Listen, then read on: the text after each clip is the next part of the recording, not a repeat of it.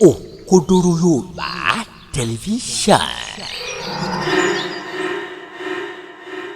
Alhamdulillah, wassalatu wassalamu ala rasulillah wa ala alihi wa sahabihi wa man wala wa ba'd.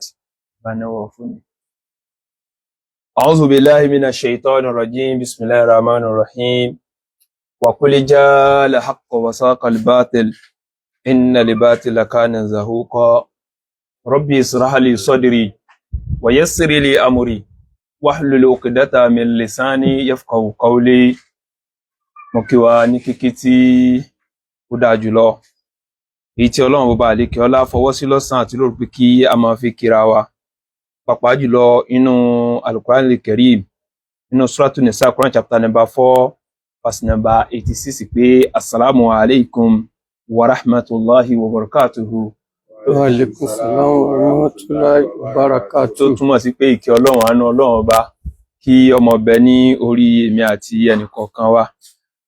Adúpẹ́ tí ẹ̀mí wa wà ní orí ilẹ̀ títí dèní, tí ṣe ọjọ́ Yaumul Jumu'at, ọjọ́ àkọ́kọ́ àbí oṣù ẹlẹ́ẹ̀kẹwàá, tí ṣe Jímọ̀ àkọ́kọ́ nínú oṣù Shawwal ọdún 1446 tí Ọlọ́run ti ní kí Ànábì ó ṣe hijrah láti ìlú Mẹ́kà lọ sí Madinatul Munawwarah. Adúpẹ́ fọba náà. Ọmọ ìyá mi tí ẹ wà ní online pẹ̀lú mi, bàbá wa tí ẹ̀rí tí wọ́n jókòó pẹ̀lú mi yìí, bàbá wa wọ́n bá mi dárúkọ ara wọn fún yín sìn. Inú mi dùn láti gbé kí n máa sọ fún yín kí bàbá wa wá bá mi lé pé àwọn fẹ́ gba Islam. Allahu Akbar kabira. Àwọn fẹ́ jupájú sẹ́lẹ̀ fọ́lọ́run láti máa sin Ọlọ́run ọba tí ò bímọ, láti máa sin Ọlọ́run àṣọ lénìí tí í ṣe ọjọ́ Yaumul Jumu'at. Wọ́n wá bá mi nílé fúnra wọn àti àwọn bàbá wa míì náà tí wọ́n jà fà nínú ìlú wa ń bí. ń gbé ojú wọn tí ẹ máa rí gbogbo wa tí a jọ wà nínú ilé ń bí. Wọ́n láwọn fẹ́ ju ẹ wo èjì wọn o, kẹ wá wo ìgbà tí wọ́n ti wà ń bẹ̀, kẹsì wá wo ìgbà tí Ọlọ́run bọba àlékè ọlá lòun wá ṣe tán láti fẹ́ fi wọ́n mọ̀nà. Allahu Akbar. Gbogbo ẹ̀yin tí ẹ máa wà ní online pẹ̀lú mi, ẹ dákun ẹ máa bá mi share, ẹ máa like program yìí, kẹ́ mọ share rẹ̀, kẹ́ dẹ̀ mọ comment. Kí Ọlọ́run bọba àlékè ọlá kó bá mi ṣàlékún ìfẹsẹ̀rinlẹ̀ fún wọn. Àmín. Kó sì bá mi ṣàlékún ìfàyàbalẹ̀ fún wọn. Àmín. Kó wọlá ọjọ́ kan tó já sí pé òun náà ní mọ́ sọ pé òun náà mọ́ fi yàn mọ̀nà.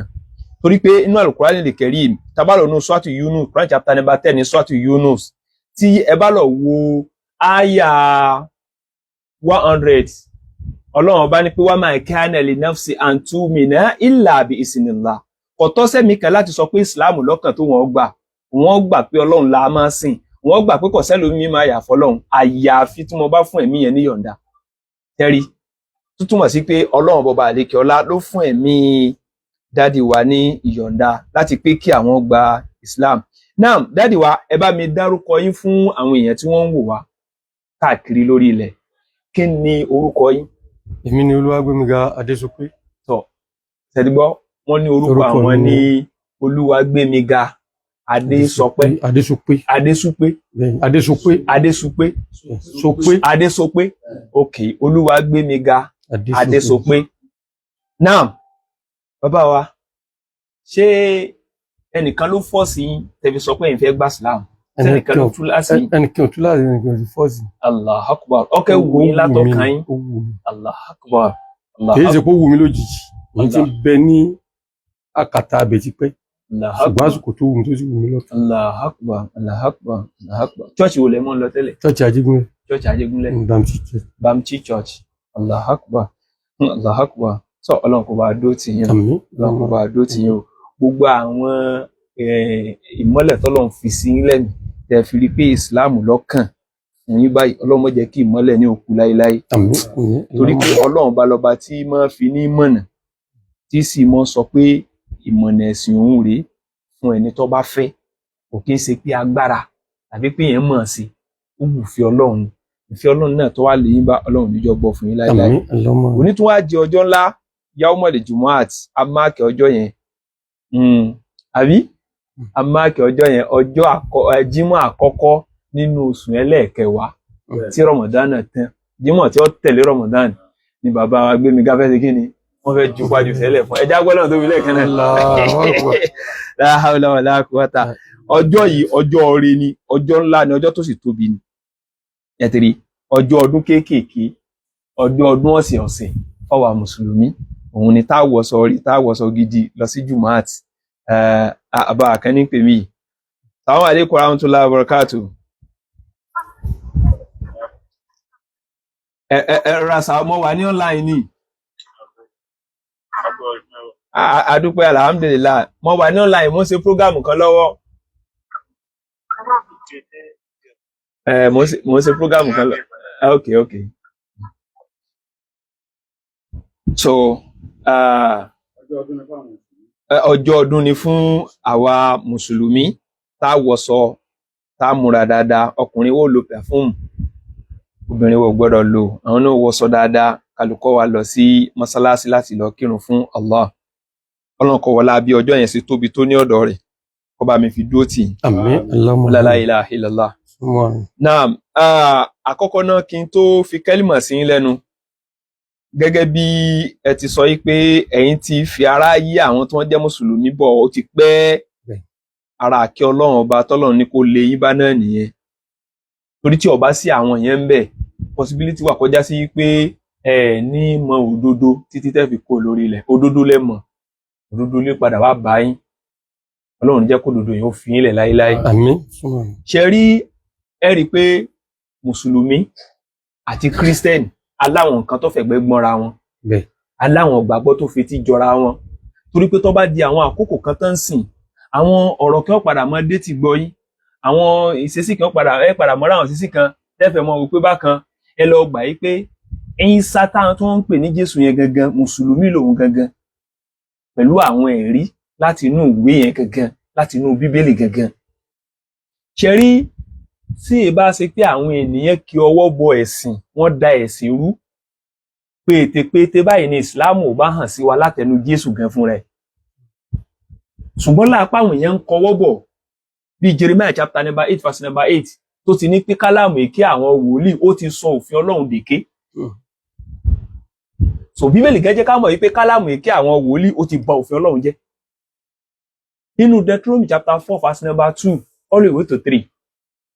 Mósè nígbà tóun náà fi wà láyé, ó ń fura sí àwọn ọmọ Ísírẹ́lì pé wọ́n bà òfin Ọlọ́run ọba jẹ́. Ọba ní kí wọ́n lọ gbé àpótí ìwé májẹ̀mú òfin wá. Ẹ̀yin tẹ́ ń ṣèbàjẹ́ lójú mi báyìí, tí n bá sí mọ́ láyé ńkọ́ ẹ ṣe ohun tó ju báyìí lọ. So wọ́n ṣe kọ́wọ́ bá àwọn òfin yẹn ló jẹ́ kó dàrú mọ́ ọ̀pọ̀lọpọ̀ ọmọ ènìyàn lójú. Kálukú wá jókòó láti wá mọ tiẹ̀ lẹ̀ láti lè máa fi ṣe ìdarí fáwọn èèyàn. Kálukú ló fẹ́ já láṣẹ níbi ipò tóun bá dúró sí. Ṣùgbọ́n Ànábì Ìsá Jesus Christ nígbà tá a wo àwọn traces kọ̀ọ̀kan tá a lè sọ pé ìṣesí rẹ̀ rèé, tá a sì rí nínú Bíbélì náà pé àwọn eléyìí tẹ̀ wá jọ ohun tí Ànábì Muhammad náà kọ́ wa sallallahu alaihi wasallam, òun ni wípé òun náà ń pariwo pé àṣọ lọ́lọ́run. Inú ìsìláàmù ohun tó lágbára jù ní kíká gbà pọ̀ kan ṣoṣo lọ́lọ́run. Ohun tó lágbára jù lórí gbogbo ọmọ ẹ̀dá ènìyàn téèyàn gbọ́dọ̀ kú sínú rẹ̀, òun náà ní kéèyàn ó fi ẹlòmíì sí Ọlọ́run tàbí kó fẹ́ nìkan sí ọmọ Ọlọ́run tàbí kó fi nǹkan míì kọ́mọ pé nǹkan míì dípò Ọlọ́run. Mósè nígbà tó fi wà láyé, iṣẹ́ rẹ̀ tó jẹ́ fún àwọn ọmọ Ísírẹ́lì ní pé kò sọ́lọ́hun míì lẹ́yìn Ọlọ́run ọba kan ṣoṣo. Deuteronomy chapter number 6 verse number 4. Ìgbà tí Ìsá Jesus Christ tóun náà dé, wọ́n bí nípa eléyìí náà ní Mark chapter 12:29 all the way to 30 wípé báwo lọ́lọ́run ọba wa ṣe jẹ́ náà, ó ní Ọlọ́run ọba wa ẹyọ kan ní í ṣe. Ó ní gbọ́ Ísírẹ́lì, Olúwa Ọlọ́run ọba wa ẹyọ kan ni. Nígbà tẹ́ fi wà nínú Christian dáàdì wa, ǹjẹ́ ẹsẹ̀ Bíbélì ẹ kárí wípé Olúwa Ọlọ́run ọba wa ẹyọ kan ni? Ǹjẹ́ gbọ́ rí? Ṣé pásítọ̀ yín fi preach rí lẹ́ẹ̀kan? Gbọ́ rí? Ẹsẹ̀ ti rí. Ó sì wà ń bẹ̀. Wọ́n dẹ̀ lófin tó ṣe pàtàkì jù nìyẹn. Ohun tó wà ló ṣe pàtàkì jù tẹ́ wá fi ṣàlàyé ọ̀rọ̀ fún wa.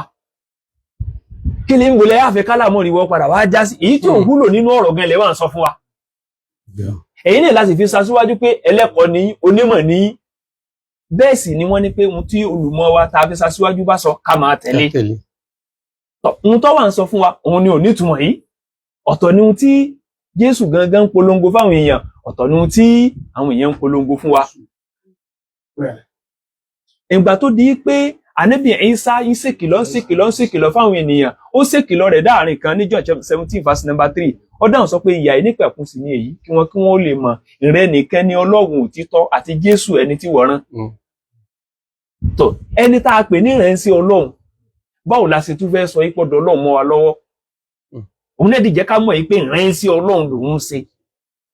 ṣe àgbẹ̀ tí ọba tún sọ nísìnyí tá a sì rí ibìkan tá a lè fi ọ̀rọ̀ rẹ̀ jó díẹ̀ àmọ̀ sọ wípé àhesọ ọ̀rọ̀ ni òun gan ló tún fẹnu ara ẹ̀ sọ yìí nínú John chapter 5 verse number 30 ó ní èmi kò lè so ohunkóhun fúnra mi ẹgbọ́rú statement yẹn ẹni tó lè sọ yìí pé I can of my own self do nothing èmi kò lè ṣe nǹkan kan fúnra lára mi ó wà ní bí mo ṣe ń gbọ́ ni mò ń dájọ́ òdodo sì ni ìdájọ́ mi nítorí mi ò wá ìfẹ́ tèmi o bí kò sì fẹ́ Ọlọ́run ọba tó rán mi.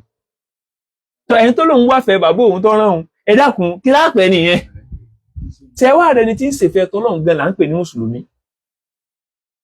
ìtumọ̀ Islam gangan òun náà ni ìtumọ̀ mùsùlùmí òun gangan ni submission to the will of God ẹni tó sọ ìfẹ́ tiẹ̀ lẹ̀ fúnfẹ́ Ọlọ́run wípé ohun tọ́lọ́run bá fẹ́ ni kó sí nínú ìgbésí ayé òun Ọlọ́run ní kó control gbogbo ìgbésí ayé òun.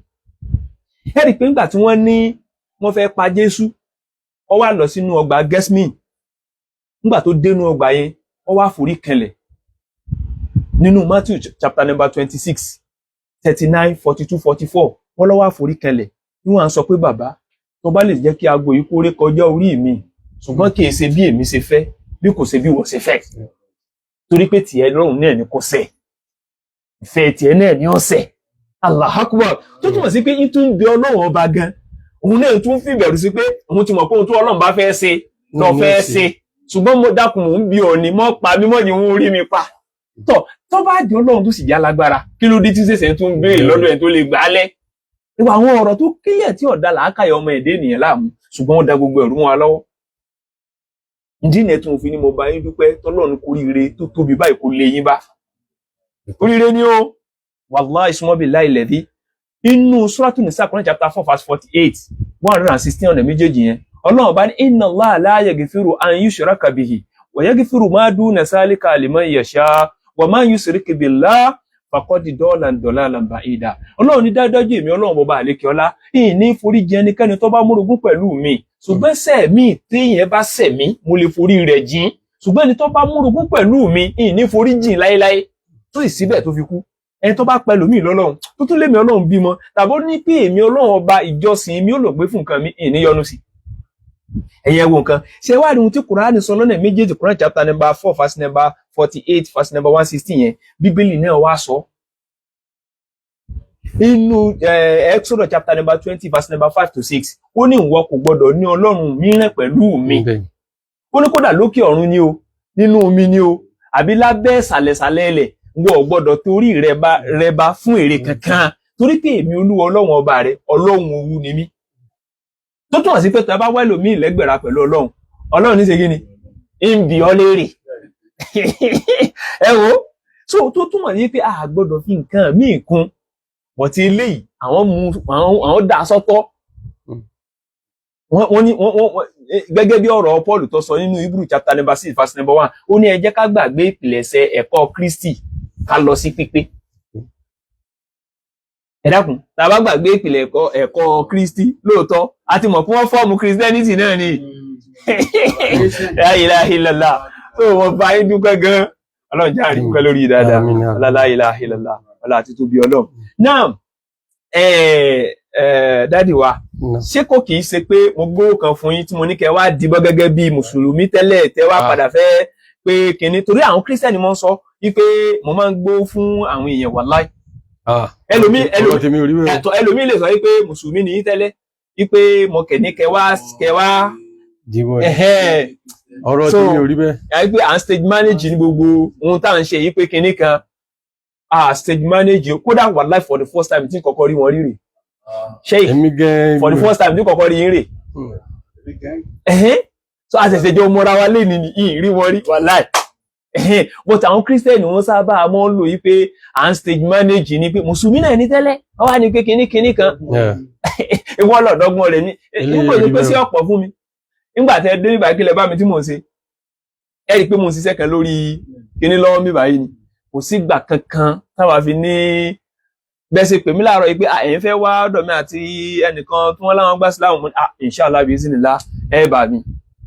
So ìyẹn fi rinlẹ̀ yìí pé àánú Ọlọ́run ló lè yín bá owó kí la fẹ́ gbé fún yín. Owó yóò àmọ́ àlọ́ gbé fún yẹn pé wá gbà síláàmù nítorí owó. A'udhu billahi minash shaitani rajim. Ànábì sallallahu alaihi wasallam ṣe bẹ́ẹ̀. Téèyàn bá ní ìdí tá a bá ní ìkápá a lè ṣe fún. Ẹ̀gẹ́t ṣùgbọ́n pé torí àìmọye ẹni tí èsè mùsùlùmí tí a máa ń support tí ọ̀dẹ̀ torí ẹgbà síláàmù.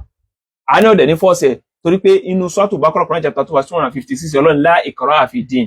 Kò sí túláàsì níbi ẹ̀sìn. Ọlọ́run kó bá dúró tì yín, kó bá wà pẹ̀lú yín. La ilaha illallah. Ọlá àti tóbi Ọlọ́run ọba. Ẹ ti tóbi ọdún mélòó mẹ́rin báyìí? Ṣe ní nínú Christian. Ó ti tọ́dún mẹ́rin. Láti kékeré bíbí tí wọ́n bí mi náà mo ti wá. Níbẹ̀ náà wọ́n bí yín sí. La ilaha illallah Muhammadur Rasulullah. Allahu akbar. Allahu akbar. Allahu akbar. Allahu akbar. Ẹ wo bí tí wọ́n bí yàn sí. Kéjì wá tó fi dé báyìí. Kí wọ́n wá ṣe wá pé làwọn gbà pé la ilaha illallah Muhammadur Rasulullah. Naam, ìwà bí yín làwọn béèrè kéékèèké kan. Naam, ṣé ẹ gbà pé àṣọ lọ́lọ́run? Ọ̀kan ṣoṣo, ẹ gbà pé ọ̀kan ṣoṣo ni. Naam, ẹ gbà pé Ànábì Muhammad sallallahu alaihi wasallam òjíṣẹ́ Ọlọ́run ọba ni. Ẹ gbà pé Jésù ìránṣẹ́ Ọlọ́run ọba ní í ṣe. Bẹ́ẹ̀ni, kìí sọ Ọlọ́run, kìí dẹ̀ sọmọ Ọlọ́run. Masha Allah nínú àwọn ọ̀rọ̀ rẹ̀ náà. Masha Allah Ọlọ́run ṣe o. Naam, tí bá ń tí ń wí nísìn ẹ máa wí tẹ̀lé mi. Ashhadu an la ilaha illa Allah wa ashhadu anna Muhammadan abduhu wa rasuluhu. Yorùbá nǹkan tá a sọ yẹn. Mo jẹ́rìí wípé kò sí ẹnì kankan tí a lè fi òdodo jọ́sìn fún àyàfi Allah. Mo sì jẹ́rìí wípé Ànábì Muhammad òjíṣẹ́ Allah ni ẹrú rẹ̀ sí ni.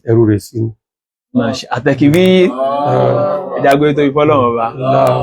Ọlọ́run ọba yóò bá mi fi yín lẹ́sẹ̀ rìn. Àmín.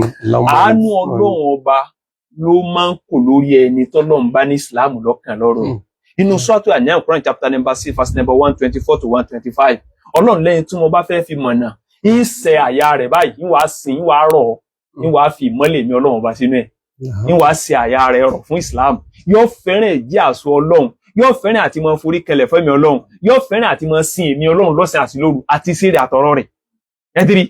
Èyí nìkan tó kọ́ o. Ó ní ṣùgbọ́n ní tí mo bá fẹ́ há igbá àyà rẹ̀ tí mo fẹ́ sọnù.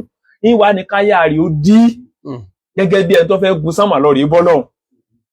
Bẹ́ẹ̀ máa ti ń sọ fún ọmọ tá a dànù. Ẹ ti rí Ọlọ́run ló mọ̀ dí àyà tiẹ̀ tó fi bá a débi tẹ́ pé kọ̀tẹ̀ kí n fẹ́ gbọ́. La ilaha illallah. Nǹkan bẹ́ẹ̀ o. Àdúpẹ́ mo bá ń yọ̀ lọ́dọ̀ Ọlọ́run. Gẹ́gẹ́ bí àyà tí mo fi bẹ̀rẹ̀ ọ̀rọ̀ Ọlọ́run lẹ́ẹ̀kan yìí pé wa ma kana li nafsi an tu'mina illa bi iznillah. Kò tọ́ sẹ́mi kan láti gbà Islam bí kò ṣe pẹ̀lú ìyọ̀ǹda Ọlọ́run. Ìyọ̀ǹda Ọlọ́run ni kì í ṣe pé ẹ̀yin gẹ́gẹ́ lè dídí gbà. Ọlọ́run ni ó fẹ́ kí ẹrin ara yín, omi ara yín, ẹ̀jẹ̀ ara yín kó ránú ná. Torí gbogbo ẹni ó bí fi múrugú pẹ̀lú Ọlọ́run ọba tí kò láyé Ọlọ́run ní ó ránú ná. Àtẹ̀yìn àtàwọn ẹbí yín àtàwọn tí wọ́n tún kù náà lọ ní kí àyín Ọlọ́run jẹ́ káwọn náà ó sì tìtọ́ Ọlọ́run. Yòókù akájọ parí sínú àlìjẹ́nnà inú ọgbà àdẹ̀rà gbére kákẹ́ parí síbẹ̀ káwọn gbé bẹ́ẹ̀ gbére inú ìdùnnú gbére la ilaha illallah. Náà orúkọ wa ni a máa fi pè é nínú Islam. Lórúkọ olówù yìí. Abdulqasim. Allahu Akbar. Bàbá ló fún mi sẹ́. Bàbá òdì. Masha Allah. Òun ó pè ń bẹ́. Bàbá Muideen Ajani bẹ́ẹ̀ náà. Nígbà tí máa gbé wọn travel lọ Kánò bẹ́ẹ̀ ni. Ẹ mọ́ gbé wọn travel. Èmi máa gbé wọn travel dáadáa. Christian tẹ̀lẹ̀ sí wá ń gbà yẹn náà. Christian náà mọ̀. Ẹ mọ wo sí Ọlọ́run. Tó Alhaji Sọ́lù chairman Ìbàdàn. Naam. Ni máa fi gbé wọn travel gbà yẹn. La ilaha illallah. Wàá sí wọn lọ Kánò ni wọ́n lọ sára á lọ sókè. Ẹ̀yin lẹ́mọ̀ gbọ́n lọ tó jẹ́ pé wọ́n lọ sí wàásí. Ẹ wá gbà sílámù gbà yẹn. Àjọ débẹ̀ gbogbo ẹ̀ tí wọ́n sì ń bẹ̀ pé àjọ ń lọ ní. Ibi tó bá fún ara wá sún bẹ̀rẹ̀ àbá yìí sí ń jí àwa bọ́ bí wá sí rẹ̀ àjọ jókòó ń bẹ̀rẹ̀. Ẹ báyìí tún dé náà bọ́sọ̀ Christian nílẹ̀. Nígbà tí bá ti gbé ọjọ́ àti bá ti padà sílẹ̀. Ẹ̀yà gbé iṣẹ́ mú ẹ̀mọ́ travel káàkiri. Allahu Akbar. Ok bí àwọn tó mọ́ ń gbé àwọn èèyàn lọ lúlá ńlá káàkiri. Allahu Akbar. Tó Ọlọ́run bá dó tì, Ọlọ́run bá wà pẹ̀lú yín. La ilaha illallah. Naam, dádì wa former Mr. Olúwa Gbémiga wọ́n ti di Mr. Abdul Qasim. Ọlọ́run dákun bá a dó tì yín o, bá a dó tì yín o. At the same time a lè pè ní Muhammad Qasim, a lè pè ní Muhammad Qasim Labas kò sábúrú ń bẹ. Ọlọ́run kó bá a wà pẹ̀lú bá a dó tì yín. Ẹ rà gbogbo ẹ̀yin mọ̀ ìyá mi ní online, ẹ bá mi ṣe àdúrà fún wọn, kọ́lọ́run bá mi dó tì wọn, kọ́lọ́run kó dẹ̀ mọ́ sẹ́rù bà wọ́n. A kí yín káàbọ̀ sínú Islam. Ohun tó ń pè ní Islam òun ni peace, àlàáfíà. Tó bá sọ pé Muslim òun lẹni tí ń ṣe peace, ẹni tí ń ṣe ẹ̀sìn àlàáfíà. Ṣùgbọ́n Islam gangan òun ló kọ ẹ̀sìn. Àwa tá à ń ṣe ni Mùsùlùmí, obìnrin wa wọ́n mọ̀ pé ní Mùsùlùmá, ẹni tí ń ṣe Islam nìyẹn. So àbí Ọlọ́run bá nínú ọlá àtògo rẹ̀, Ọlọ́run kó dó tẹnìkan. Àmín. Náà àwọn bàbá wa tí wọ́n wá jọ wá ń jẹ́ kí àwọn èèyàn rójú ẹ̀yin náà, wọ́n rójú yín. Ẹ̀dìrí bàbá wa àwọn ni wọ́n ṣokùnfà bí bàbá wa Qasim wọ́n ṣe dé ọ̀dọ̀ wa ní èní. Àánú Ọlọ́run níjó fi ilẹ̀. Ẹ dákun ẹ bá mi dárúkọ yín fáwọn èèyàn. Orúkọ mi ni Muhammad Ishaq Abdulgani Odola Azakawi. Muhammad, okay, wọ́n lè gbà, wọn ò ní gbọ́ orúkọ yín rárá.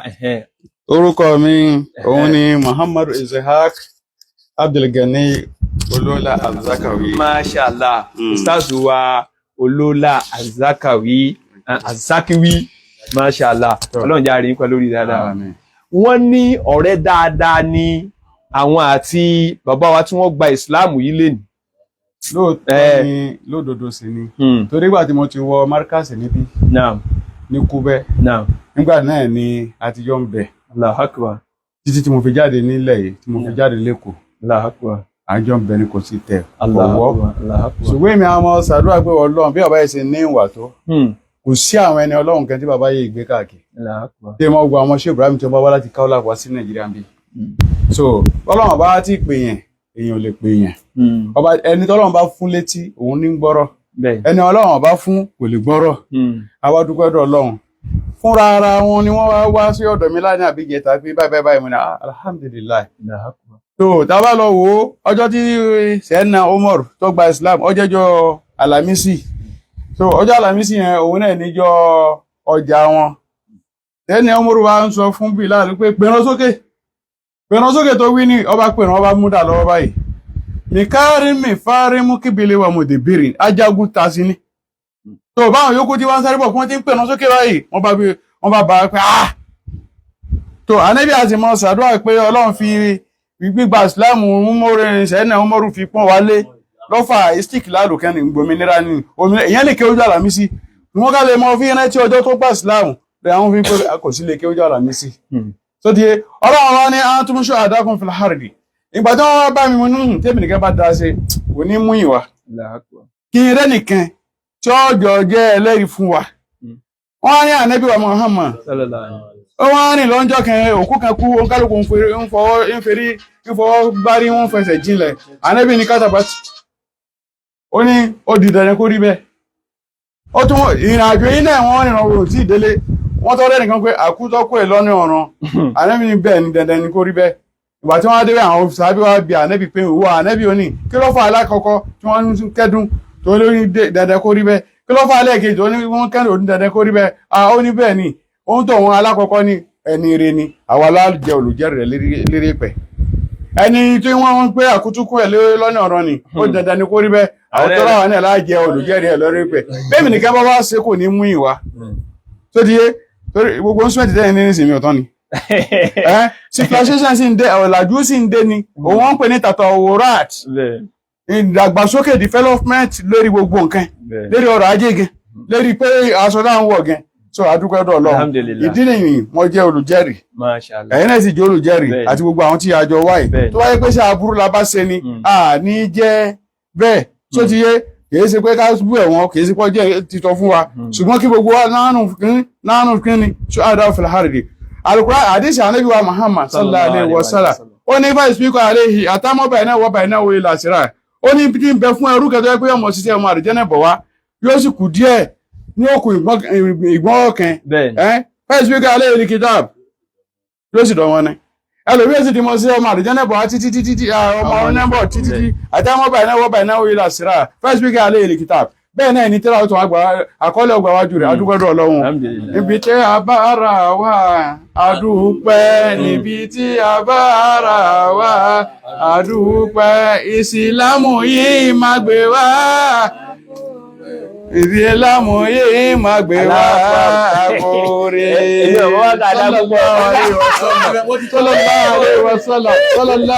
Inshallah ọ̀rẹ́ níjọ́ bàjẹ́ Inshallah. Mo kí gbogbo wa pátápátá pé a kú jùmọ́àtì lẹ́nu. Ẹ̀wọ̀n ìyá mi ẹ dákun ẹ bá pín ọ̀rọ̀ yìí ká. Náà ní parí sọ̀rọ̀ wa gbogbo àwa tí a jẹ́ Christians tí à ń wò wá ẹ jọ̀ọ́ mo rọ̀ wá ẹ jẹ́ ká wá ní ó lọ wò dáadáa. What is the purpose of our creation? Tí Ọlọ́run torí ẹ̀ dá wa. Sọ́kẹ̀ dá wa fẹ́rẹ̀ ni. Sọ́kẹ̀ dá wa fún àwàdà ni. Àbọ̀dọ̀ wa pé ká wá sìn òun. Ọlọ́run ní wa ma khalaqtul jinna wal insa illa liya'budun. Mi ò dé ní àtàlìjànú lásán bí kò sì torí kó ọmọ jọ́sìn fún mi Ọlọ́run. Jésù náà òun náà jọ́sìn fún Ọlọ́run nígbà ó wà láyé. Nígbà tí Jésù tóbi èyàn tún tóbi kó tó wà lọ́lọ́run bí. Ohun tó ti wá bá débi tó ti fi ní Ọlọ́run tí tóbi rẹ̀ ti lẹ́nu àlá. Ọlọ́run ọba nìkan lọ́ba tó tó tán tó sì ṣẹ́kù. Mo rọ̀ wá ẹ jẹ́ á gbìyànjú láti gba Islam láti gbà pé la ilaha illallah Muhammadu Rasulullah. Àánú Ọlọ́run ọba kò ní fẹ́ni kọ̀ọ̀kan wálẹ̀. Bàbá wa mo bẹ̀ Ọlọ́run ọba fún yín ọlọ́ba mi dúró tì ọlọ́ba mi dúró tì. Ǹjẹ́ ní ìmọ̀ràn bí ẹyọ kan àbí méjì fún àwọn tí èyí tí gba Islam sí kẹ̀kẹ́ fún wọn nímọ̀ràn? Ìmọ̀ràn bẹ̀ ìmọ̀ràn ò sí ṣùgbọ́n mọ̀ràn kí o sí fún un bẹ́ẹ̀ kọ́ lọ́wọ́ kẹ́ ẹ̀ kálá rẹ̀ kọ́rọ̀ yẹn lọ́kàn. Allahu Akbar. Torí tí n bá ní kí n ṣe máa rọ̀ ọ́ pé ọ̀dẹ̀ yẹn máa bọ̀ kíníkẹ́yìn lọ́kàn mi ìgbà ìdí ni pé mo ṣe wí kí n pọ̀rọ̀ pé n fi ń fọ́nbú ọ̀dà ẹni tí ń lọ káwọ́lá ẹni tí ń gbé orí àfáà káàtì ń kiriki nítorí ẹ̀ pé báyìí rè ṣùgbọ́n gbà tọ́lọ́run kára tásìkò tó ìwọ́n kọ́lọ́run jásìkò rẹ̀ ó dé bá wa kí n ó sì fi rẹ̀ kó fi ọkàn rẹ̀ fún yóò jẹ́ rọrùn ìmọ̀ràn mi ni tó ti ń bá ní kí n máa gbà wọ́n pé ẹ máa kíníkẹ́yìn yóò dàbí pé ẹ ń ṣe kò sí ní torí mo wọ́n pè mí Ọlọ́run àsìkò tó ní jẹ́mi ni mo ní àsìkò tó ní torí gbàgbọ́n táwọn wí iṣẹ́ tí n bá tún parọ́ bàbá ọlọ́kọ́ tí mẹ́lẹ̀ tó wọ́n bá ń gbọ́ táwọn ẹni bá wò wọ́n jẹ́rìí sí. A wà níbi ìdá nílé àfáà tí wọ́n ló níyàwó 99 níjọ́ yẹn tá a jọ wà ń bẹ́ àjókòó nílé bá jókòó ní ìdí tí máa wà wọ́n ní òun náà bẹ́ẹ̀ bẹ́ẹ̀ bàbá yẹn wò mí títí ó ní ọlọ́kùnrin yìí òun sì ń gbọ́ sẹ́yìn pé bá grace ọkùnrin yìí ebi kírísẹ̀ wọ́n ni ẹ̀ ìjókòó tó jókòó náà ó sì rọ̀ ọ́ lọ́rùn báwo ló ṣe rọ̀ ọ́ lọ́rùn Ọlọ́run tó jókòó bí àwọn àfá ó bá jókòó tí ń bá ju ọ̀rọ̀ mi tó bá látàá táwọn mẹ́bí ṣùgbọ́n sí àwọn òkú gbà ní nǹkan ń bọ́ lọ́wọ́ kárẹ̀ látàkù tó yìí ní ẹ̀wọ̀n pé rọrùn mo fi ní ohun tí mo lè wí tí ọ̀pọ̀lọpọ̀ máa ń gbọ́ bẹ́ẹ̀ lọ wọ́n ti máa ń ṣe ń fọ́ sí wọn pé báàkì ẹnìkan ní pé kọ́lọ́wọ̀n rẹ̀ nìkan kan Ọlọ́run bá dó tì inshallah. Ẹ wá ní jìnnà sí wa torí àwọn àlàyé sì pọ̀ tí a máa ṣe pẹ̀lú yín. Ẹ máa gbìyànjú láti máa yọjú sí wa níbi tá a bá ní lecture ẹ máa gbìyànjú láti máa attend ẹ̀. So àlàyé oríṣiríṣi nípa ẹ̀sìn wa báwo ló ṣe rí báwo lẹ sì gbọ́dọ̀ ṣe ewu lẹ gbọ́dọ̀ ṣe eléyìí a máa ṣàlàyé lọ fún yín wẹ́rẹ́wẹ́rẹ́ ẹ má jìnnà sí wa rárá àti rárá ọjọ́ tí ẹ bá ti lọ sẹ́niwì ẹ lè sọ pé mo ń lọ sọ́dọ̀ Ustaz Arike Usola dáàdi wa ẹ̀yin tẹ́ ẹ dárúkọ èmi náà fún yín. Wọ́n sì béèrè lẹ́yìn. Orúkọ mi ni Ustaz Miftaudeen Murtado Arike Usola. Àwọn ọmọ yín ní Ṣakí yìí náà làwa náà. Ọlọ́mọdé ó bàjẹ́. Inshallah. Ọyẹ́ tí mo gbọ́ àwọn lecture tiwa náà káàkiri táwọn ṣe Kùránì àti Báíbù. Nínú church yìí gan wọ́n lè ti pariwo mi rí. Wọ́n ti pa torí kò sí church tí wọ́n pariwo mi lẹ̀. Káàkiri bẹ́ẹ̀ ọlọ́mọdé ọ̀rẹ́ wa o. So inshallah tẹ́ ẹ bá ti ń ráyè kẹ́mọ wá láti lè mọ àwọn àlàyé lọ́kàn ọjọ́ kan kọ́lọ̀ kó dótẹ̀ nìkan kan wa. Subhanaka Allahumma bihamdi ashhadu an la ilaha illa ant astaghfiruka wa atubu ilayk. Níparí sọ̀rọ̀ mi Ọlọ́run bọba àlékè ọlá sọ inú Suratul Isra Quran chapter number 17 verse number 81 wa qul ja'al haqqa wa saqal batil innal batila kana zahuqa. Ọlọ́run ní òdodo ti dé ọ̀rọ̀ ti sálọ dájúdájú irọ́ ò tún gbérí mọ́. Tá bá rí ìmáàmù kan tó nírùngbọ̀n bíi tèmi yìí tó sì já àfá tó wá ní pé òun ò ṣe Islam mọ́ Christian lọ́kàn tó òun ṣe ẹjọ́ òun náà sọ̀rọ̀ bí bàbá wa yìí ṣe sọ̀rọ̀ yìí ká invite Assalamu alaikum warahmatullahi wabarakatuh. máa wò ó níbi gbogbo àti nígbà gbogbo ohun ọ̀tún ń dúró dè ọ́ ń bẹ̀. Òkodoro Yorùbá tẹlifíṣàn.